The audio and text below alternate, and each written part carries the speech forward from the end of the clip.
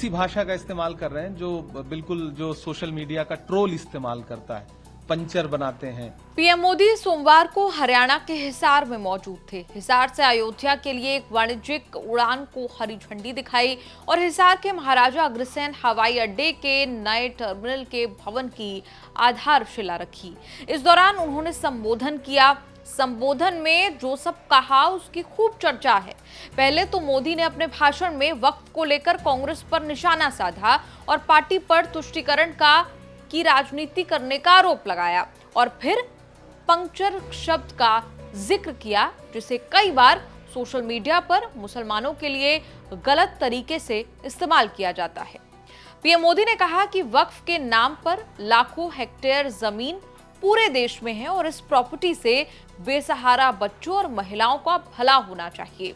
ईमानदारी से उसका उपयोग होता तो मेरे मुसलमान नौजवानों को साइकिल का पंक्चर बनाकर जिंदगी नहीं गुजारनी पड़ती, लेकिन इससे मुट्ठी भर भू माफियाओं का भला हुआ, पसमानदा मुस्लिम समाज को कोई फायदा नहीं हुआ। वक्फ के नाम पर लाखों हेक्टेयर जमीन पूरे देश में है। इस जमीन, इस प्रॉपर्टी से गरीब का, बेसहारा महिलाओं बच्चों का भला होना चाहिए था और आज ईमानदारी से उसका उपयोग हुआ होता तो मेरे मुसलमान नौजवानों को साइकिल के पंक्चर बना करके जिंदगी नहीं गुजारनी पड़ती। लेकिन इससे मुट्ठी भर भू माफिया का कोई भला हुआ, पसमानदा मुस्लिम इस समाज को कोई फायदा नहीं हुआ। बस इसी शब्द पर तमाम पार्टियां और मुस्लिम नेता भड़क गए। कांग्रेस पार्टी के मुस्लिम सांसद इमरान प्रतापगढ़ी खूब फायर हुए और पंक्चर शब्द यूज करने पर कहा कि ऐसा वर्ड तो केवल ट्रोल्स यूज करते हैं। मुसलमान सिर्फ पंक्चर ही नहीं बनाता, इस देश की इकोनॉमी में बड़ा रोल अदा करता है। प्रधानमंत्री जी जिस पद पर बैठे हैं वो कभी कभी भूल जाते हैं उसकी गरिमा क्या है। वो ऐसी भाषा का इस्तेमाल कर रहे हैं जो बिल्कुल जो सोशल मीडिया का ट्रोल इस्तेमाल करता है, पंचर बनाते हैं। ये कौन सी भाषा है? ये प्रधानमंत्री को शोभा नहीं देती, पहली बात। दूसरी बात, आपने पिछले 10 साल में 11 साल में इस देश के युवाओं को इस स्थिति में ला दिया है कि उनके पास पंचर बनाने के अलावा और पकौड़ा तलने की सलाह तो प्रधानमंत्री ने खुद दी थी। तो आपने इस देश के युवाओं को रोजगार के लायक तो छोड़ा नहीं है। यही एक रोजगार बचा है, या तो वो पकौड़ा तलें या तो वो पंचर बनाएं। प्रधानमंत्री जी, मुसलमान सिर्फ पंचर नहीं बनाता है।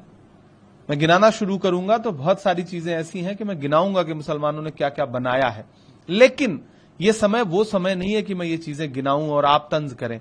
कांग्रेस पर आप आरोप लगा रहे हैं कि कांग्रेस हमदर्दी रखती है। मैं आपसे पूछना चाहता हूं कि आप नफरत करते हैं क्या? आप अपने देश के ही एक नागरिक समूह से नफरत करते हैं क्या? उधर कांग्रेस पार्टी की social media head Supriya Shrinate भी बरस पड़ी। एक्स पर लिखा, आज बाबा साहेब की जयंती पर भी आपसे मर्यादा की उम्मीद करना बेमानी है। आज भी आप कांग्रेस को ही कोस रहे हैं और एक समुदाय विशेष को पंक्चर बनाने वाला बुला रहे हैं। आज बाबा साहब की जयंती है, पूरा देश उनको श्रद्धांजलि दे रहा है। कृतज्ञ राष्ट्र उनके बनाए हुए संविधान को अपनी सबसे बड़ी कवच मानता है। आज के दिन तो मोदी जी से हम थोड़ी सी मर्यादा की उम्मीद करते थे, लेकिन मोदी जी कभी भी मर्यादा रखते नहीं है। मोदी जी तो आज बाबा साहब को पुष्पांजलि देने के लिए संसद के सेंट्रल हॉल तक में नहीं आए। प्रधानमंत्री मोदी के बयान पर ओवैसी भी बमक गए। एक एक्स पर पोस्ट किया और लिखा, मोदी ने कहा कि अगर वक्फ की संपत्तियों का ठीक से इस्तेमाल होता तो मुसलमान नौजवानों को पंक्चर नहीं बनाना पड़ता। अगर संघ परिवार की सोच और संपत्ति देश हित में इस्तेमाल होती तो मोदी को चाय नहीं बेचनी पड़ती। ओवैसी ने कहा, पिछले 11 साल में मोदी ने गरीब भारतीयों, हिंदू या मुसलमान के लिए क्या किया? 33% भारतीय बिना नौकरी और पढ़ाई के जी रहे हैं। वक्फ की संपत्तियों के साथ जो हुआ है उसकी एक बड़ी वजह यह है कि वक्फ का कानून और प्रशासन हमेशा से कमजोर रखा गया था। मोदी का वक्फ संशोधन इसे और भी कमजोर कर देगा। संसद में भी वक्फ का विरोध करते रहे असदुद्दीन ओवैसी और तमाम विपक्षी दलों के नेता, लेकिन सरकार ने आखिरकार बिल पास ही करा लिया।